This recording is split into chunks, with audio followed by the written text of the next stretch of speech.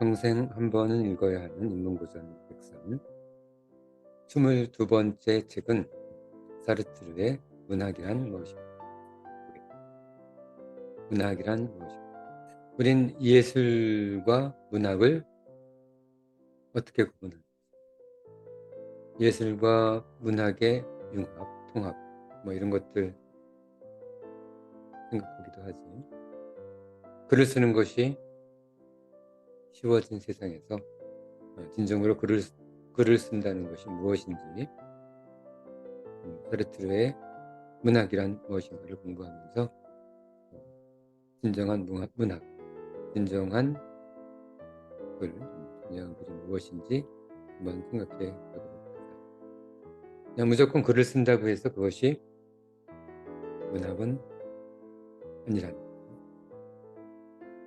이번 이 책에서는 문학이란 무엇인가, 이 책에서는 시와 산문,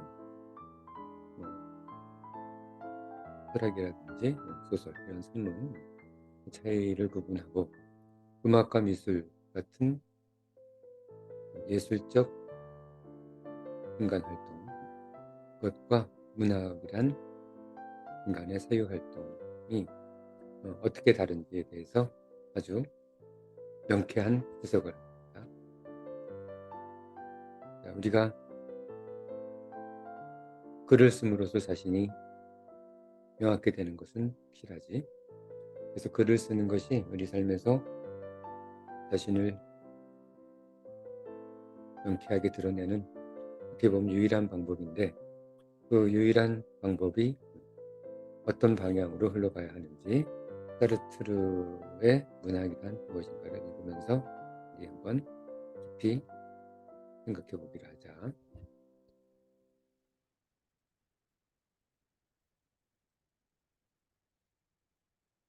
글을 쓴다는 것, 글을 쓴다.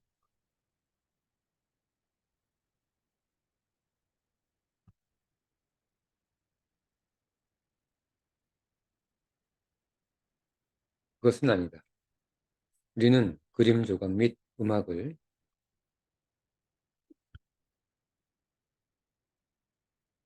사회 문제에 관여시키려고 하는 것은 아니다.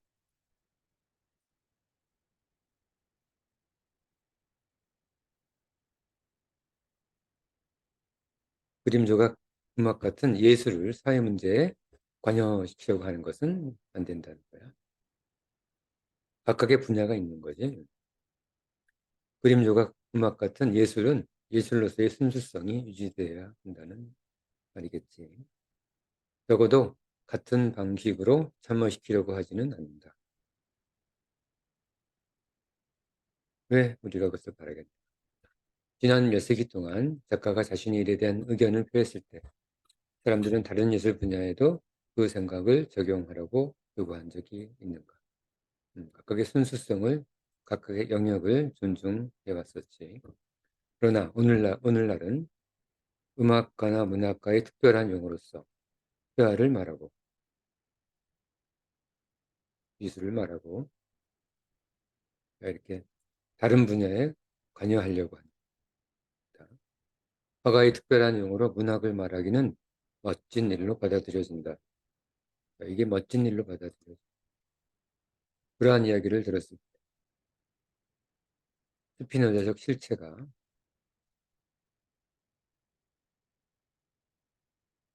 스피노자적 실체는 모든 것을 포함하는, 모든 것을 잡아먹는 그런 괴물적 존재를 스피노자적 실체라고 한다. 모든 걸 다 통합하는 그런 존재가 되겠지.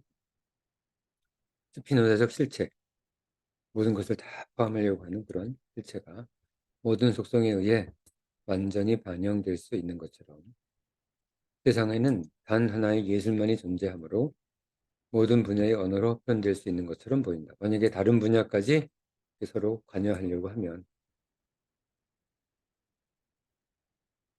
문학은 문학, 예술은 예술, 음악은 음악, 미술은 미술, 각기 자기 분야에서 최선을 다해야 한다. 다른 분야에 눈 돌리지 말고 물론 때로는 모든 예술적 의도의 원천에서 유발되지 않는 선택이 있으며, 물론 뭐 약간 서로 중복되는 부분은 있긴 하겠지. 그것이 후일의 상황, 교육 또는 세계와의 접촉에 의해서 다시 구분되는 것인지도 모른다. 어떤 특정한 부분이 중복될 수는 있겠지, 당연히. 하지만 엄연히 각각은 다르다는 거야. 같은 시대의 예술이 서로에게 영향을 미치고 동일한 사회적 요소를 자기 예술의 조건에 적용하는 것도 사실이긴 하다. 그렇지? 사회적 요소를 자기 예술에, 사회적 분위기를 미술에, 음악에, 문학에, 철학에, 다 뭐 수필에, 문술에 적용시키는 것은 사실이긴 하지.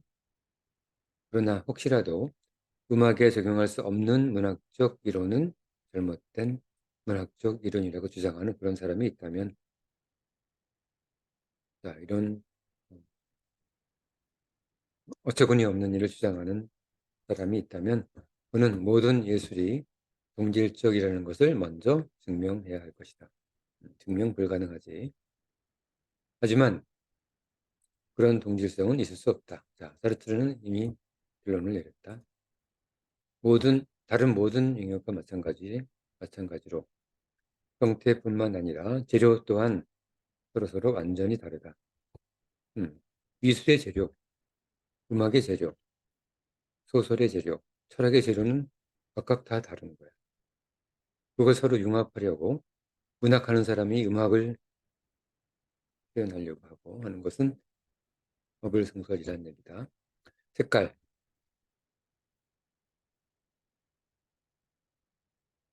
소리로 작업하는 것과 그것을 말로 표현하는 것은 완전히 다른 얘기다.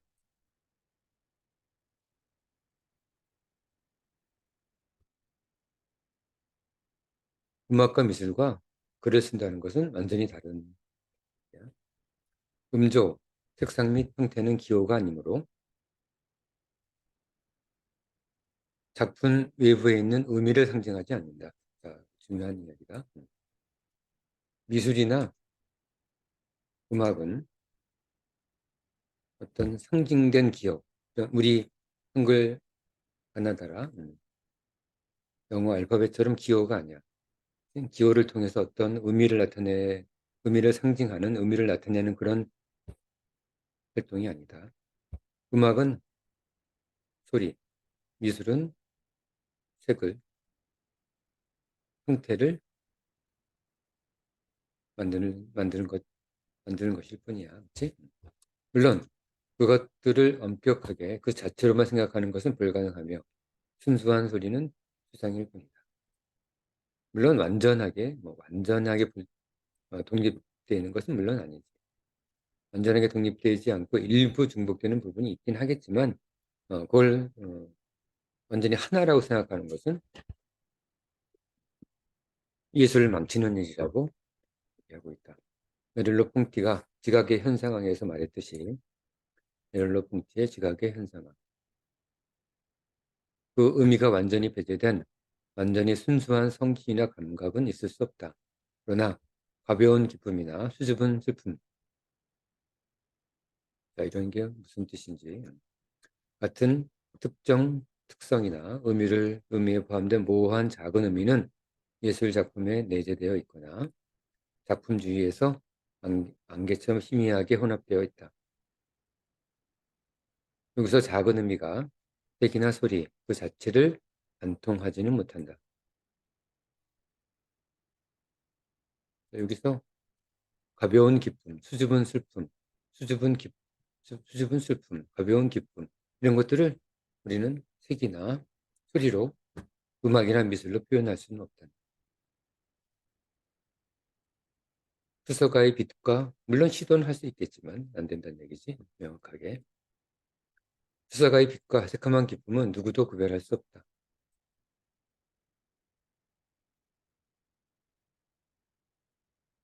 만일 누군가 푸사가의 새콤한 기쁨이라고 이름을 붙이면 그것은 과잉 표현이다.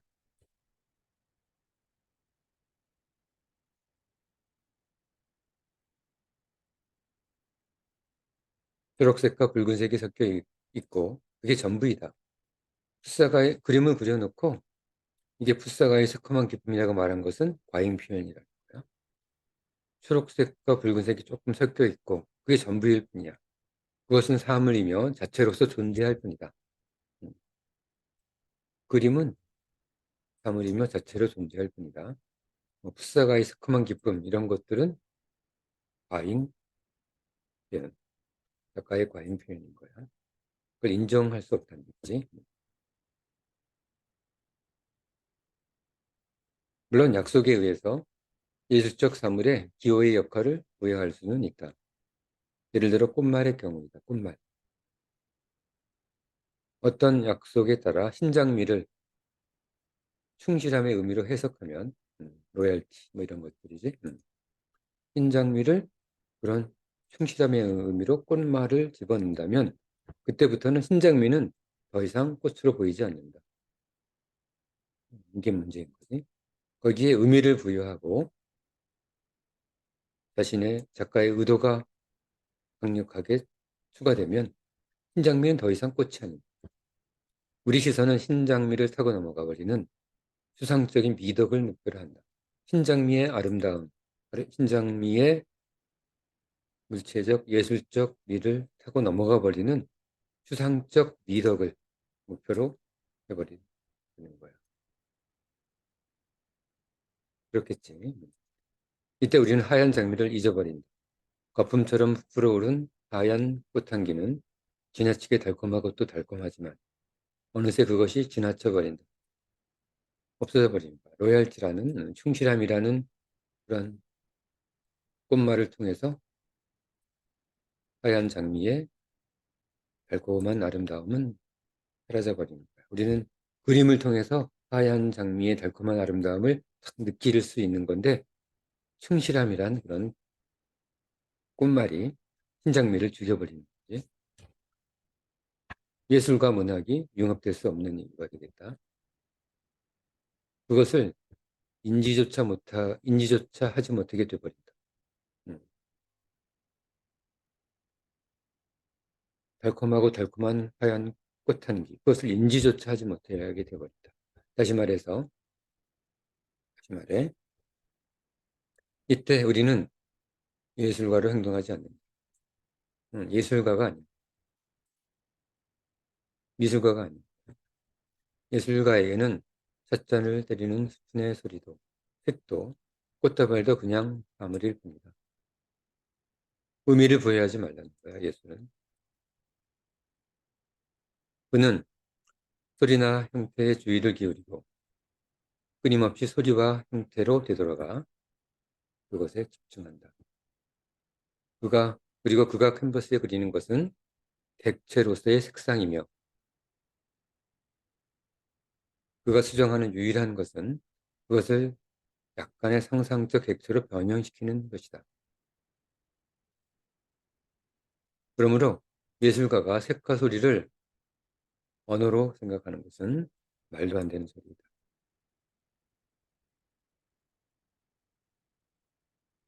자, 사르트르의 생각을 이해했지.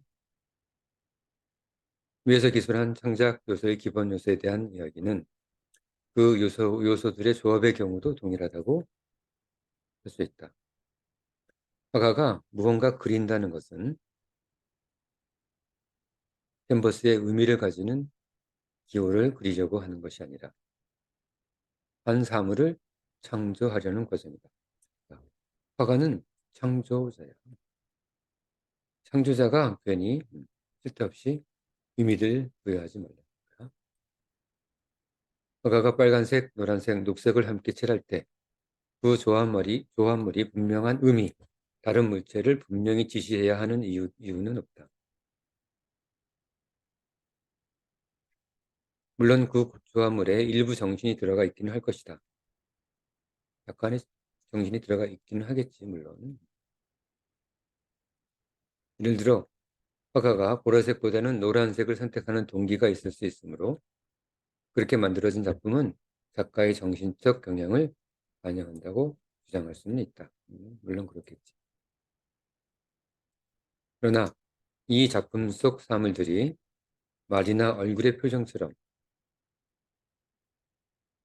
말에서는 분노를 표현할 수 있지. 얼굴의 표정에서는 분노를 표현할 수 있지만 화가의 분노, 분해 또는 기쁨을 절대 표현할 수 없다. 그림으로 아무리 분노를 표현하려고 해도 그 분노는 제대로 된 분노일 수 없다는 거야. 오히려 그러한 감정이 거기에 들어가 변질되어 있다. 그림화되는 회화화되는 과정에서 변질돼 버리는 거야. 여러 가지 색과 얼굴에 찌그러진 모습, 분노한 모습, 분해하는 모습이 찌그러져서 변질되어 버리는 거야. 즉, 감정은 그 자체로 의미가 있는 무언가의 색조 속으로 녹아 들어가 있으므로 물론 약간의 환한 표정을 지을 수는 있겠지. 하지만 그게 색깔 속으로 녹아 들어가서 분노를 제대로 표현할 수 없다는 거야. 사물과 감정은 뒤섞여 흐려져. 이제 아무도 그것을 알아낼 수 없게 돼버린다.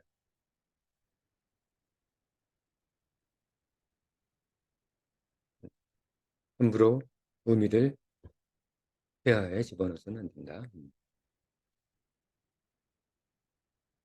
예를 들어 틴토레토가 골고다 하늘 위에 노랗게 찢어진 부분을 만들었을 때 그는 고뇌를 의미하거나 고뇌를 떠올리게 하기 위해 그렇게 그린 것은 아니다. 우리가 그것을 보고 고뇌를 떠올리는 것은 그걸 보는 사람의 또는 평론가들의 쓸데없는 상상일 뿐이라는 거야. 찢어진 부분은 그림 속 찢어진 부분은 그냥 고뇌이거나 그냥 노란 하늘일 뿐이다. 그것은 고뇌를 상징하는 하늘도 아니고 고뇌를 불러일으키는 하늘도 아니다. 그것은 하늘에서 찢어진 것이 된 사물화된 고뇌일 뿐이다. 따라서 사물의 본질, 사물의 불특화성, 그들의 연장성과 무조건적 영속성과 외면성, 사물과 다른 사물과의 무한한 관계에 의해서 그들은 뭉개지고 끈적거리는 마치 반죽된 고뇌. 다시 말해 불보다 하늘의 노란 고뇌는 고통은 이미 해독할 수 없게 된다. 고뇌 속 고통은 하늘의 노란 고뇌 속 고통은 이미 해독할 수 없게 된다.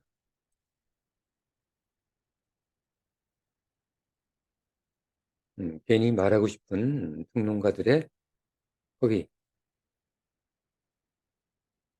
거짓말 속에 보통 사람들이 드러나는 거지.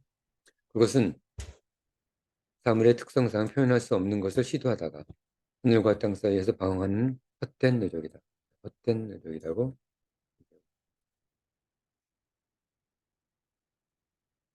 예술 평론가들 얘기를 믿지 말라는. 마찬가지로 음악 속 선율의 의미 또한 그 선율 자체와 별도로 존재하지 않으며 이와 관련하여 다양한 방식으로 적절히 표현할 할 수 있는 생각 또는 사고와는 사뭇 다른 거죠. 음악도 마찬가지예요. 음악 속 선율. 음악 속 선율 속에서 평화를 나타낸다. 그런 생각하지 말라는 거야. 음악 속 선율 속에서 사랑을 나타낸다. 가사를 집어넣어서 가사를 붙는 거지. 음악 속 선율이 사랑을 나타낸다는 것은 헛된 노력이라는 거야.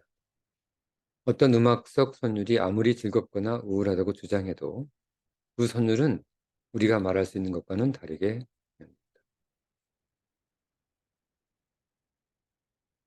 괜히 헛된 노력하지 말라. 이와 같은 상이함은 음악가가 다른 사람들보다 더 풍부하고 다양한 감정을 가지고 있기 때문이 아니라 작곡된 선율의 근원으로 작용했을 그의 감정이 음조로 녹아버려서 변질되고 희미해졌기 때문이다. 작곡가의 어떤 우울한, 어떤 고뇌, 뭐 이런 것들이 선율에 녹아 들었을지는 몰라도 녹아버려서 선율과 그 어떤 이미지가 그림 속에서 녹아버려서 변질되고 희미해진 것처럼 마찬가지로 극곡 선율도 그 감정이 녹아버리고 변질돼 버린다는 얘기입니다. 고통의 경우, 고통의 외침은 외침을 자극하는 고통의 표시이다. 반면에 음으로 표현된 고통의 노래는 고통 그 자체이거나 고통과는 다른 알 수 없는 그 음으로 표현된 고통의 노래는 고통 그 자체이거나 고통과는 다른 알 수 없는 그 무엇. 실용지 용어를 사용해 표현하면 실존주의, 존재론적으로 생각을 해보면 그것은 존재하는 고통이 아니라 그냥 있는 고통이다. 자, 사르트르는 실존주의자지. 사르트르의 존재와 무란 책은 이미 인문고전, 평생 읽어야 하는 인문고전에서 다시 한번 다룰 거다. 존재와 무란 책은 우리가 꼭 읽어야 되는 100가지 책에 들어가 있다. 오늘은 존재와 무를 공부하기 앞서서 문학이란 무엇인가 또 다른 책을 공부하고 있습니다. 실존주의 용어를 사용해 표현하면 그것은 존재하는 고통이 아니라 있는 고통. 존재하다, 있다. 앞으로 돌아가. 자, 존재하다와 있다는 어떻게 다른지 존재와 무에서 공부해 보도록 하자. 앞으로 돌아가. 이번에는 화가가 집을 그리면 어떻게 될지 의문을 가질지 모른다. 화가가 집을 그리면 어떻게 될까?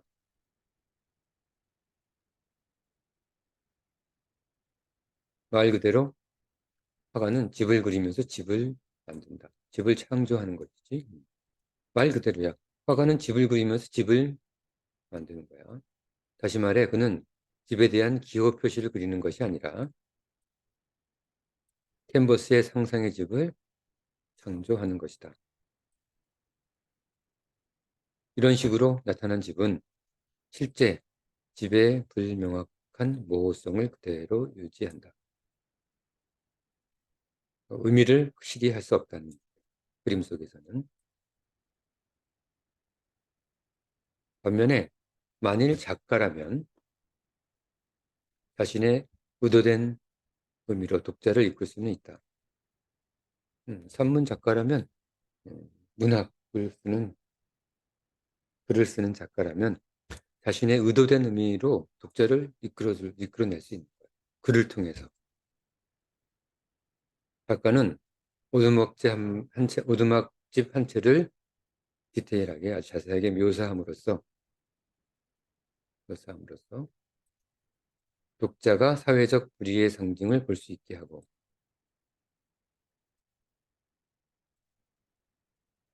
독자의 분노까지 유발할 수 있다. 그러니까 글과 미술은 완전히 달라요. 그러나 화가는 말을 하지 않는다.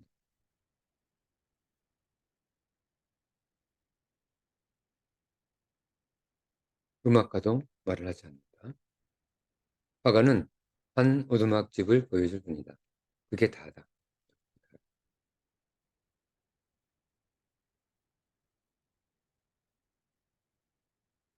그것을 해석하는 것은 화가가 아니라 그림을 보는 감상자. 중요한 거지. 그 그것의 의미를 만드는 것은 화가가 아닌 거예요. 화가가 아니라 그것을 감상하는 감상자. 그걸 지나가다 그 그림을 본 어떤 우연한 어떤 사람이 의미를 만드는 것이지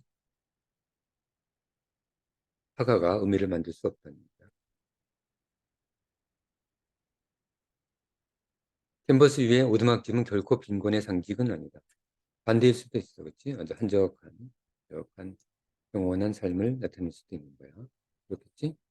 그것을 상징하려면 기호로 그 의미를 유도해야 하는데 그 안에서 무언가 불이, 빈부격차에 의한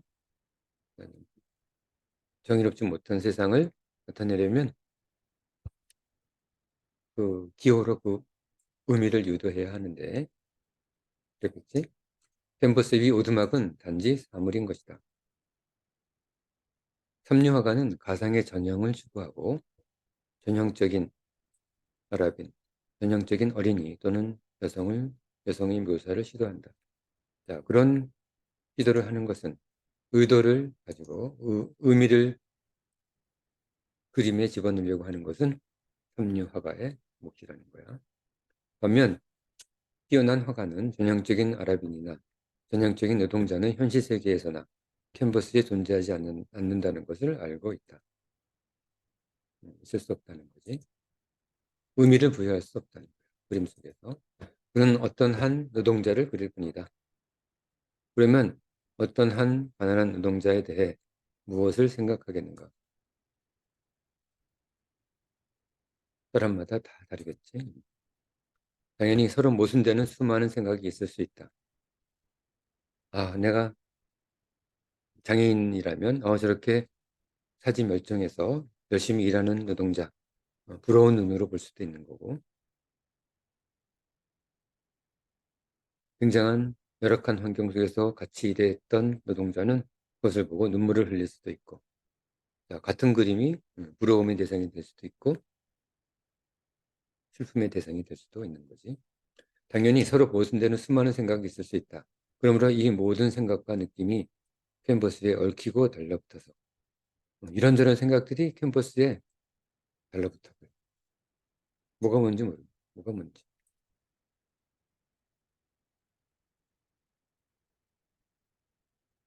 심오한 압축 상태가 된다. 그것을 선택하는 것은 감상자 각자의 자유이다. 뭐, 그 그림을 보는, 그 음악을 듣는 사람 자유야. 굉장히 경쾌한 음악을 듣고 춤을 출 수도 있지만 경쾌한 음악을 듣고 눈물을 흘릴 수도 있다. 도덕주의 화가들은 때때로 우리에게 감동을 주려고 노력하기도 한다. 어떤 도덕이란 그런 의미를 훔축해서 그림을 그리려고 하는 사람들 말하지. 도덕주의 화가. 사르트르적 예술은 아니지. 그들은 눈 속에서 일자리를 기다리는 노동자들, 일찍자들의 어두운 얼굴이나 또는 전쟁터를 그렸다. 굉장히 비참한 모습. 그러나 그레지의 탕화가 그렇게 감동적이거나 인상적이지 않은 것처럼 그러한 그림은 감동과는 거리가 멀다. 그림으로서 감동을 주려고 하는 것은 욕심이랍니다. 또한 게르니카의 학살로 명명된 걸작조차도 학살을 그린 그림이지. 스페인의 정의를 위해 발걸음을 내디딜 기회를 제공했다고 생각할 수 없다. 그게 사람을 움직이지는 않는다. 그림 한 조각으로. 그러나 그 그림은 우리가 완전히 이해할 수 없는 어떤 것을 아무리 많은 말을 해도 표현할 수 없는 그것을 그리고 있다. 다른 것을 그리고 있는 거야. 피카소의 긴 모습의 광대는 황량하고 영원하며 해독할 수 없는 의미와 역겨운 체구와 색바랜 셔츠의 마른 목골과 엉겨붙은 형태의 모습으로 캔버스가 잉크를 흡수하듯 육체가 감정을 흡수한다. 이것은 인식할 수도 없고 흥방불명이며 나 자신에게 생소하고 모든 곳에서 부서지고 있지만 여전히 알 수 없는 감정이다. 피카소의 그림에서 그런 것을 느낄 수 있다는 얘기지.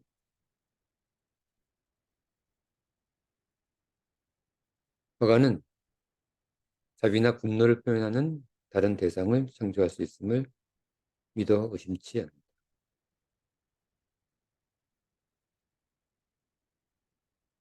하지만 그 어떤 경우에도 그 감정들은 여전히 캔버스에 뭉개져서 그 이름이 없어질 것이며 화가는 자신의 그림 속에서 뭔가 의미를 집어넣으려고 막 노력하는 경우도 있을 수 있겠지만 그 감정들은 캔버스에서 뭉개져서 이름이 없어질 것이며 우리 눈앞에 남아있는 것은 미지의 영혼이 섞인 정체불명의 사물이 될 것이다. 이처럼 우리는 의미를 그림으로 그리거나 음악으로 만들 수 없다. 그럴진데 누가 화가나 음악가에게 서예 부조리에 대한 저항에 참여하도록 요청할 수 있겠는가? 불가능하다는 얘기다.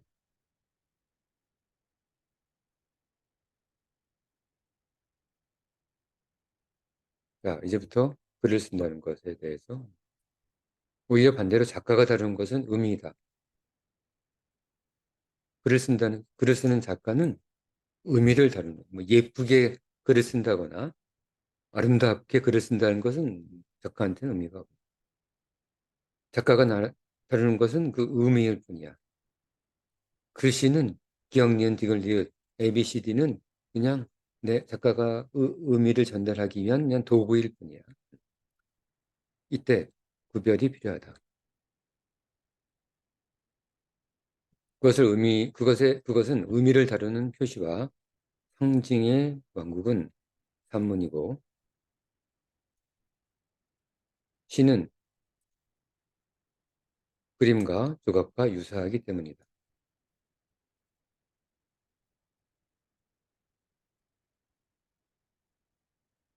시는 글이 아니라는 거야.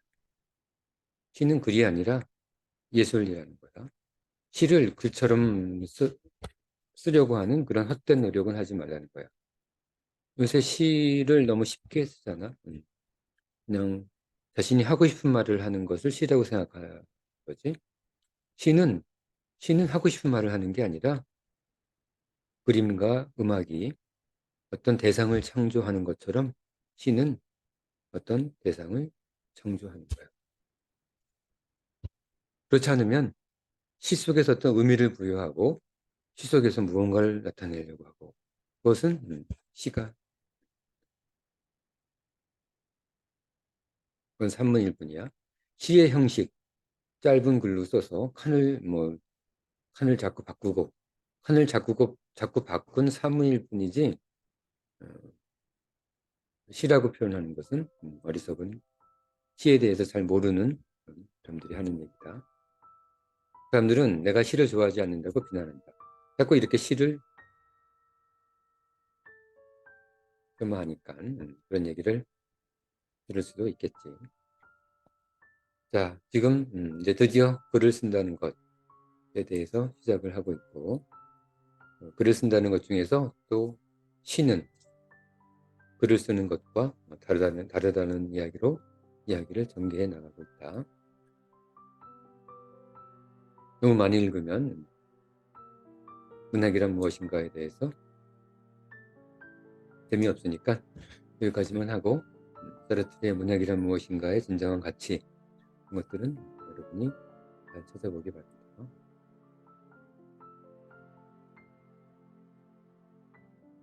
자, 이번 시간은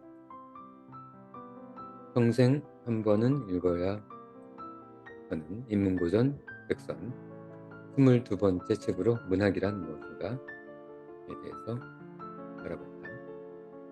사르트르는 존경할 만한 그런 철학자다. 실존을 주장, 실존을 주장한 대표적인 실존주의 철학자가 되겠지. 우리 강의 중간에서도 얘기했지만 사르트르는 존재와 무라는 영원한 명절을 남겼다. 그 존재와 무는 나중에 공부하기로 하고 오늘은 우리가 글을 쓴다는 것, 문학 이런 것들에 대해서 너무 쉽게 생각하고 예술과 문학에 대해서 너무 쉽게 생각하는 그런 사람들에 의한 경고, 사르트르의 순수성, 문학의 순수성, 예술과 미술, 예술의 순수성, 예술, 조각 이런 것들의 순수성, 각각의 영역에서 자신의 역할을 다해가라는 그런 사르트르의 통찰에 대해서 알아봤다. 자, 오늘 문학이란 무엇인가? 이제 언젠가 도서관이나 서점에 가서 눈에 띄면 선생님 수업한 것을 기억하고 한번 선택해서 읽어보기 바란다. 자, 오늘 수업은 여기까지.